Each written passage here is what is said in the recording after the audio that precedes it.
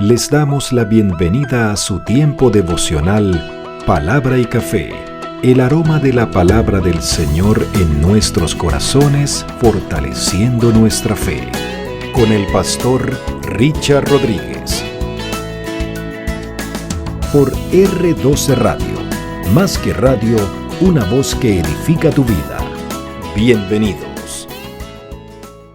Mis amados, para hoy en Palabra y Café dice de la siguiente manera: Señor, que ninguna maldición toque mi vida ni mi familia.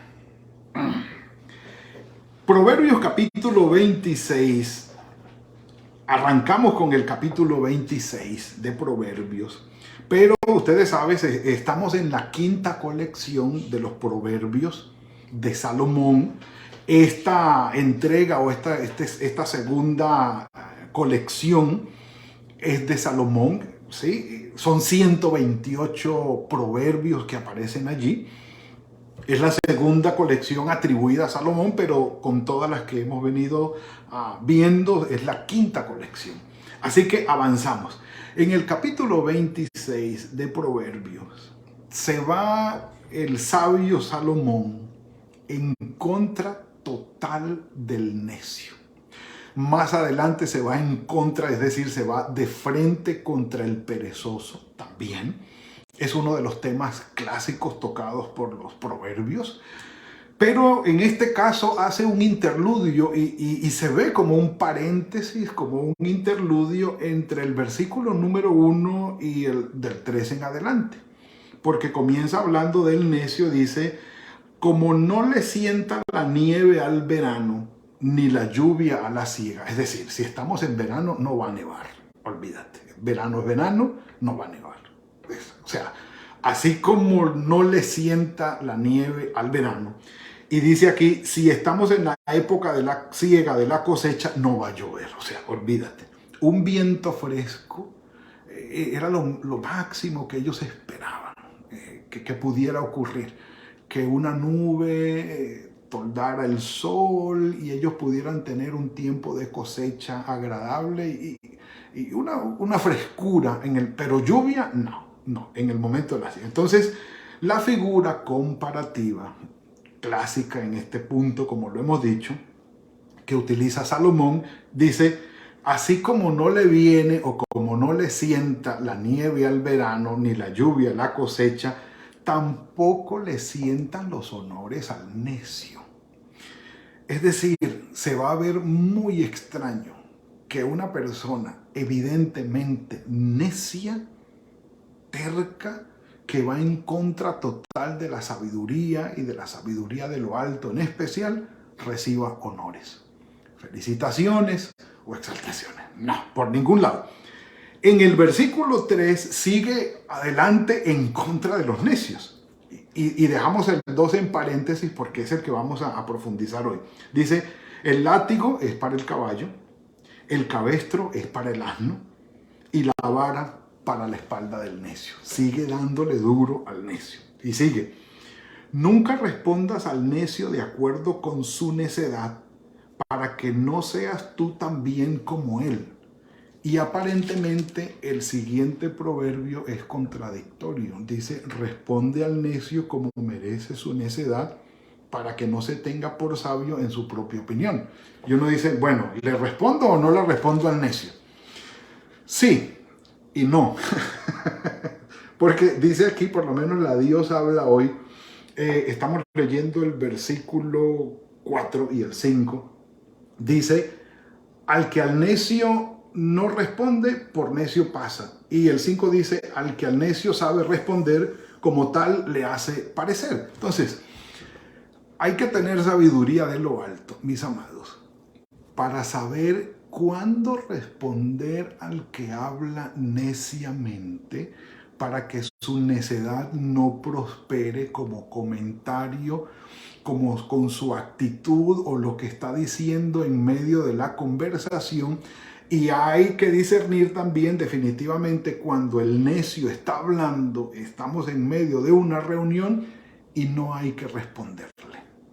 Hay que tener esa sabiduría para discernir cuándo responder y cuándo no. ¿Por qué? Porque si a alguien hay que tener cuidado para responderle es al necio. Porque en su respuesta puede afectarnos a nosotros. En su respuesta puede ser más el mal que hagamos que el bien. Y a veces una respuesta o una corrección a un necio en público es mejor no hacerla. Y que el Señor nos ampare y nos favorezca, como decía mi papá. Y al momento de responder al necio tengamos sabiduría, y al momento de quedarnos callados y es mejor que el necio siga con su necedad, bueno, que también tengamos esa sabiduría y que el Señor tenga misericordia de él. Bueno, no es más, no es más. Pero sigue el sabio Salomón, el rey Salomón, en contra de estos personajes. Miren el versículo 6, la figura que utiliza. Como cortarse los pies. Yo no sé si a ustedes les ha pasado. Las dos me han pasado a mí. Me he cortado los pies, sí, eso es terrible. Y también un clavo, una puntilla, no sé, un día se me quedó pegado del pie derecho, del talón del pie derecho, una tabla con un clavo, con una puntilla. Nunca se me olvida eso porque fue por desobediente, pero bueno. Como cortarse los pies o beber algo en daño propio es como enviar un recado o un mensaje de mano del necio. Sigue el sabio Salomón, el rey Salomón, dándole duro a los necios. El 7. Como las piernas del cojo que cuelgan inútiles. Aquí ya sería el que ha quedado discapacitado, ya paralítico de sus piernas. Como las piernas del cojo que cuelgan inútiles, es el proverbio en la boca del necio. No va con él. Como atar la piedra a la honda. No sé si algún día, en alguna ocasión ustedes han visto, sí, la honda, la que utilizó David para matar a Goliat. Son dos cuerdas, a veces de cuero o a veces son cuerdas atadas a un pedazo de cuero donde se coloca la piedra y se le da vueltas para lanzarla. Entonces, obvio, es una necedad, es una tontería. Atar la piedra a la honda, pues no va a salir la piedra, dice, es lo mismo que rendir honores al necio. Recordemos algo. Si el principio de la sabiduría es el temor al Señor, el necio que no es para nada sabio es aquella persona que está en contra y vive en contra de la voluntad del Señor. Para que vayamos entendiendo que necio no es cualquiera, sino el que está ubicado en ese punto de ir en contra de la voluntad del Señor. Y eso es el 8. El 9, como espina clavada en la mano de un borracho, es el proverbio en la boca de los necios. Sigue contra ellos. Versículo 10, como un arquero que a todos hiere, es el que contrata a insensatos y a vagabundos. Es decir, un loco con un arma en la mano disparándole a todo el mundo, dice, es como contratar a insensatos y a vagabundos. Y paremos allí en el 10, porque el 11 va a ser tema de nuestra palabra y café del día de mañana. Volvamos al versículo 2. El paréntesis que hace Salomón aquí dice, en el versículo 2, como gorrión que vaga o golondrina en vuelo, así la maldición nunca viene sin causa. Vamos a leerlo en esta versión de Dios habla hoy. Perdón, déjenme buscar, aquí tengo varias. Aquí está. Dice, como gorrión perdido. Sí, el hijo de la palomita, el gorrión perdido, o golondrina sin nido, la maldición sin motivo jamás llega a su destino. La Nueva Traducción Viviente dice, como gorrión que revolotea o golondrina que vuela sin rumbo, la maldición inmerecida no llegará a quien iba dirigida. Palabra de Dios para todos, como gorrión extraviado, golondrina sin nido, así la maldición, así es la maldición sin motivo, jamás alcanza su destino. Y la traducción de lenguaje actual dice: la maldición sin motivo jamás surte efecto. Es como un ave sin rumbo. Mis amados, las maldiciones en el Antiguo Testamento son tratadas de una manera que a veces da miedo. La ley dice que el Señor visita la maldad sobre los padres y los hijos hasta la cuarta y quinta generación. Es decir, como que la maldición del pecado avanza a los hijos, a los nietos, a los bisnietos y a los tataranietos. Como diciendo: no me voy a quedar quieto hasta ver de generación en generación cómo la maldición del pecado va haciendo efecto sobre todos los demás, hasta que sea castigado y juzgado. Hay que decir que en Deuteronomio capítulo 5, este mandamiento o esta palabra que da el Señor tiene que ver con la idolatría. Algunos dicen con la hechicería también. Pero entendamos que es del Antiguo Testamento. Y hay algo muy fuerte allí. Claro, era hereditario. En Jueces capítulo 2, versículo 10 dice que se levantó una generación en aquella época que no conoció al Señor. Y la debacle en Israel llegó hasta el momento de la dispersión de las 10 tribus y hasta el momento del exilio de Jerusalén. Y es cierto, cuando la idolatría en Israel no se detuvo, llegó hasta el momento del castigo.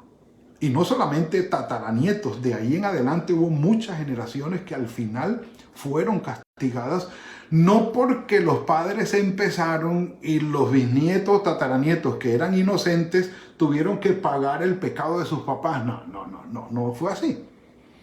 Y Ezequiel, por ejemplo, fue muy específico: el alma que pecare, esa morirá.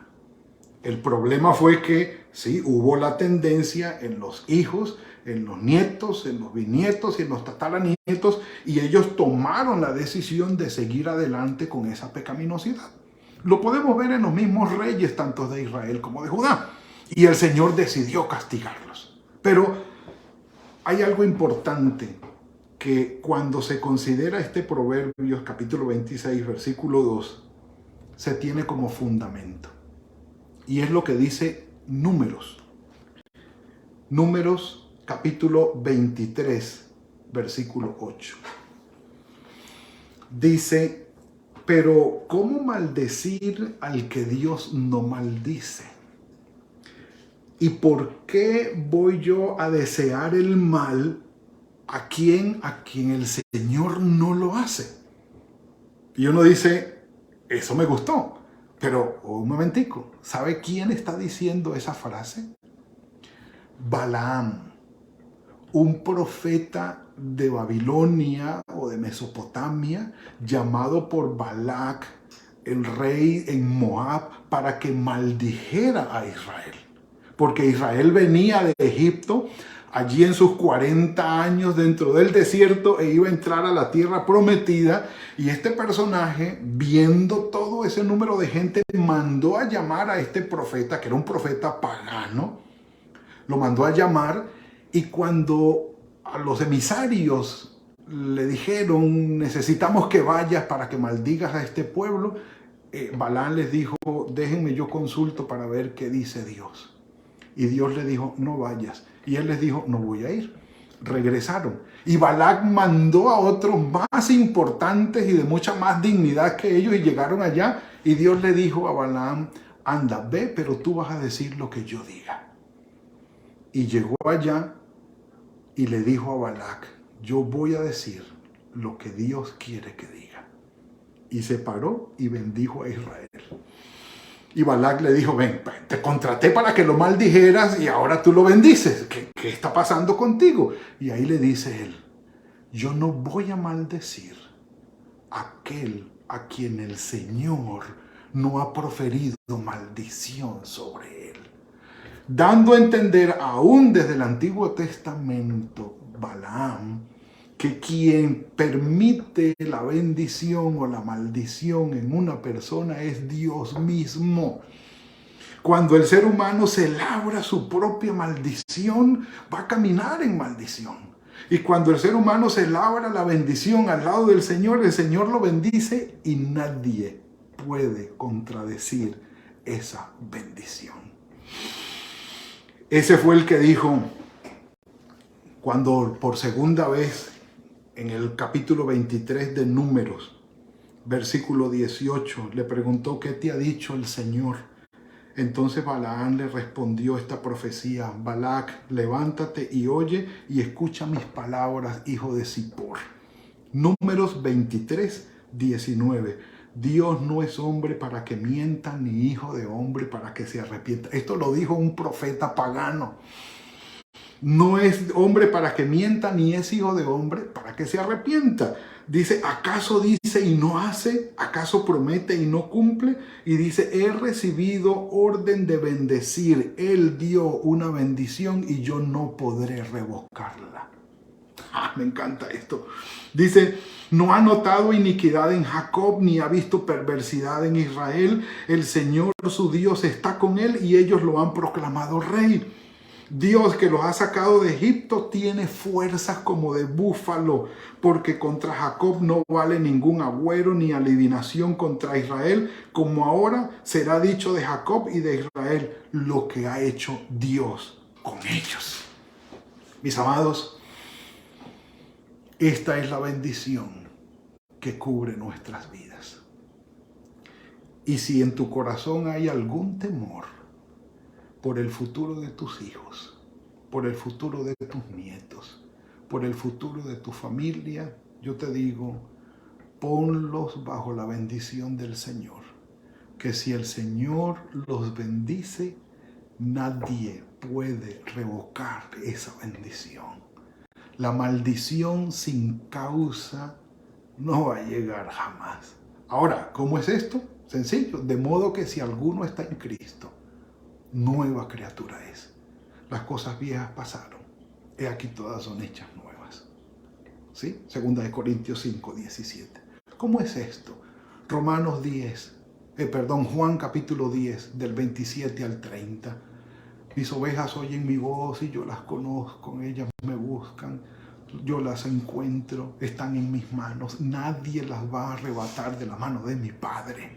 Mi Padre y yo somos uno.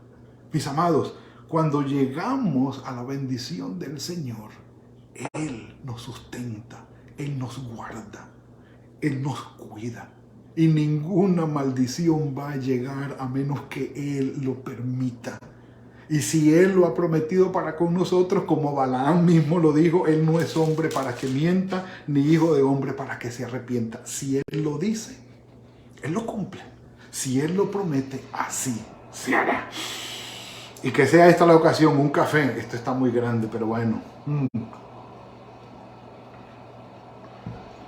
Un café por eso. ¿Qué hacer entonces? Esta es la parte fundamental bíblica y tendríamos mucho para decir, ¿sí? Pero ¿cuál es la parte fundamental aquí? La parte práctica, perdón. Ora por tus hijos. Arrodíllate frente a ellos. Pon tus manos sobre ellos y bendícelos. Dales ejemplo de vida espiritual. Es decir, que tus hijos puedan darse cuenta que en verdad tú vives el Evangelio, que es verdadero para ti, que tiene un efecto positivo sobre ti, que ellos puedan decir, bueno, papá, mamá, realmente aman al Señor. Eso será un efecto de testimonio sobre ellos impresionante, algo muy especial. Aparte de eso, háblales de la palabra del Señor, háblales del Señor, que ellos puedan conocer de Dios por boca tuya, tus hijos, tus nietos. Si ya tienes en tus rodillas bisnietos, háblales, dales testimonio de tu vida con el Señor. Y nunca tendrás temor de una maldición sobre ellos. No está bajo nuestro control este asunto. Es del Señor, mis amados. Y aquí confiamos en la promesa de Él. Si Él ha prometido que como sus hijos estamos en sus manos y nadie nos va a arrebatar de allí, podemos decir que el que quiera tocar a nuestros hijos e hijas, a nuestros nietos y bisnietos y aún nuestras propias vidas, tendría que abrir las manos de Dios y tocarlos a ellos. Quienes hemos vivido la experiencia de tener hijos lejos de casa, entendemos lo que esto significa. Y pedimos, Señor, guárdalos, ayúdalos, líbralos de una mala decisión, de una mala amistad. Líbralos, Señor, de alguna mala influencia, de que algún peligro les llegue, y cuánto doblamos nosotros las rodillas por ellos. Pero podemos estar tranquilos si el trabajo espiritual ya ha sido hecho. Entendamos, las vidas de ellos están en las manos del Señor, así como las vidas nuestras. Y no podemos preocuparnos de ninguna maldición, porque el proverbio de hoy lo dice: la maldición sin causa nunca vendrá. Padre, gracias por lo que nos has regalado hoy. Es algo que llena nuestro corazón, Señor, de paz, de gozo y de esperanza. Saber, Señor, que por mucha maldad que hay en el mundo, nuestras vidas están amparadas y guardadas, Señor, en tus manos. Pedimos, Señor, de manera especial por los nuestros, y te damos gracias por la manera como tú los bendices y los guardas, los que están a la distancia, Señor, que amamos. Siempre pedimos por ellos. Gracias por la salvación que les has dado en tu Hijo Jesucristo, que nos has dado en tu Hijo Jesucristo, y gracias por llevar nuestras vidas en tus manos de esta manera. Bendito sea tu nombre, Señor. Bendito seas. Gracias, Señor, porque siempre de tu mano vamos a esperar lo mejor. Y aún cuando atravesemos por momentos difíciles, tú tienes el poder, Señor, para convertir esas experiencias difíciles en bendición para nosotros. A los que te amamos, Señor, todas las cosas nos ayudan a bien. Esto es a los que hemos sido llamados de acuerdo con tu propósito. Así lo creemos y así lo vivimos, Señor. Y así lo declaramos sobre nuestros hijos y sobre nuestras familias, habiéndoles compartido tu palabra y orando por ellos todos los días.